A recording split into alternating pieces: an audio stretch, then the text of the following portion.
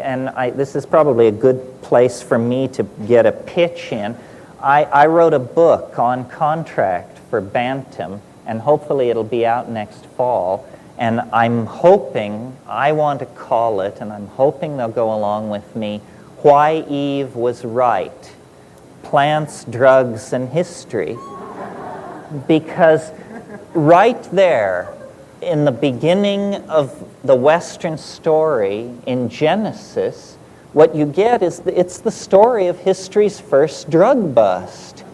It's the story of a woman who follows her own mind and makes a decision about consciousness alteration, and then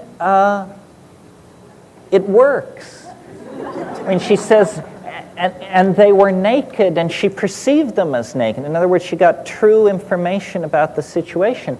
But you have Yahweh there, mumbling to himself as he wanders around the garden in an old bathrobe, and he's saying, if they eat of the fruit of the tree of knowledge, they will become as we are.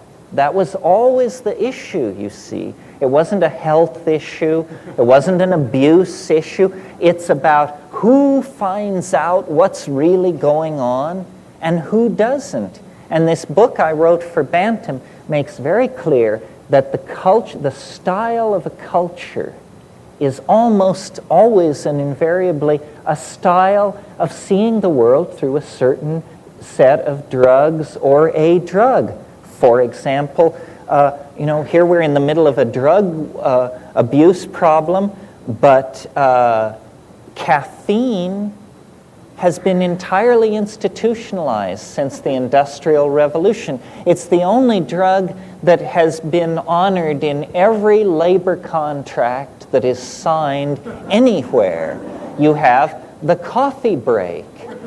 The coffee break is the workers' guarantees the workers' right to stimulate themselves, and in fact ultimately obligates the workers to stimulate themselves, because the machines and the task that they have been given totally reinforce the need for coffee, and the typing pool couldn't exist without coffee.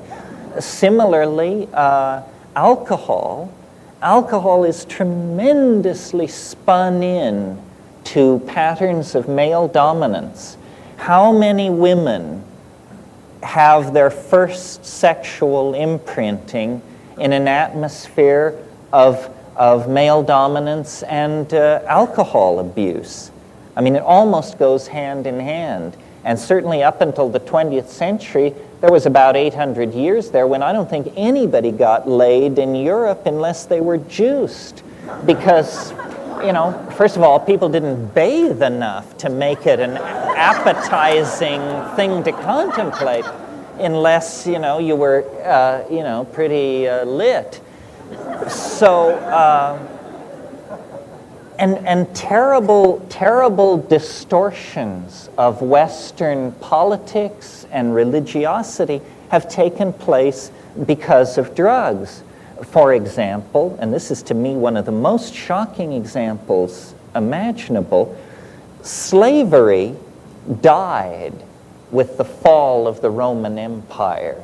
Rome had a system of labor called the latifundia, which was essentially a slave work crew. And that institution died with the fall of Rome. During the medieval period, if you were into slavery, it meant you had one slave, and this slave was extremely well looked after and cared for because they were a symbol of munificent opulence on your part, that you could afford such a luxury. It was like having a Maserati to have a slave. Well, then around 1400, before the discovery of America, in the eastern Atlantic islands of Madeira, they began experimenting with the growing of cane sugar. And it was fine, except that the sugar has to be boiled at 130 degrees, and no one would work around that. they discovered that they had to chain people to the cooking apparatus for the extraction of sugar. And they began bringing Africans to do this. And they not only reinvented slavery for the deliberate production of sugar, which was utterly unnecessary to the diet of Europe. I mean, there hadn't been a ton of sugar imported into Europe in the previous 1,000 years. And suddenly they felt this tremendous need for sugar, and they reinstitutionalized slavery with the added insult that for the first time, a particular race was singled out as being somehow made for slavery. And this is the beginning of black xenophobia on the part of Europeans, the association with the sugar trade. By 1800, every pound of sugar being imported into England was being produced by slave labor, and slavery was going at a rate that had not been seen since the Rome of Caligula, all in the name of commerce, all in the name of having this essentially trivial kick from sugar. So it's really important to educate ourselves as to what constitutes a drug and how drugs are legislated against and suppressed or promoted and advertised entirely according to whether they fit into the agenda of the reigning model of culture, whatever that may be.